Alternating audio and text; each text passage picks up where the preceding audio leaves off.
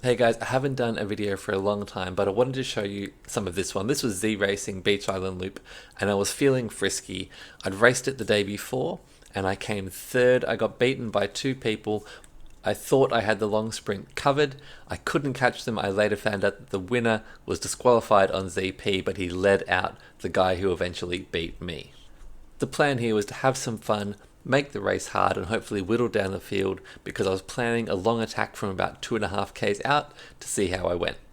Before we get into it, I would love if anyone could tell me how Fernandez here manages to teleport 2 seconds ahead of the bunch off the start line. That's a neat trick, and it made for a spicy start, but there was much more spice to come. This was the first big move of the race. We had two off the front just as we were coming up towards the Dirty Suppressor climb, and I liked this because it meant we had some stretch going into that climb where I kind of wanted to attack anyway. Gave me the chance to really stretch things out. So we jump.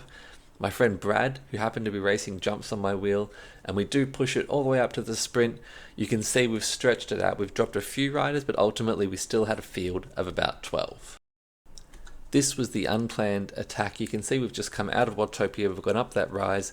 There was a little bit of aggression and stretch, and so I just decided to counterattack over the top with a little under 12 Ks to go. And we get a bit of a gap here. I get it out to 7 or 8 seconds and kind of hold it at that level. I'm kind of aiming for 340, 350 watts, knowing that I can probably only hold 330, really hoping that the group settles down and just lets me get away. But it wasn't to be. I went onto this dirt climb for the second time thinking I'm going to accelerate. If I can just get up here through the banner onto that descent, I might just be able to hold them off. So I put the head down, try and get it over 400 watts. And when I look up, I see that my lead has completely vanished. So after all that, we're heading into a sprint finish. Tony from Evo, who was good value in this race, starts chiming in as we go through the Ocean Tunnel with who he thinks can win this sprint. Now, one name that didn't get a mention was mine, even though Tony did claim to have done his ZP research. Maybe he thought I'd flogged myself too much, too early going for that big solo break.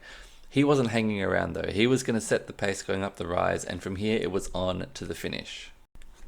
We did get a little breather here approaching 1K to go, enough for me to throw a little bit of banter in the chat one last time, but then Toussaint from America kicks off. You can see him right next to me about to launch, and this was the exact same moment where I lost the race yesterday, so there was no way that I was letting it go this time.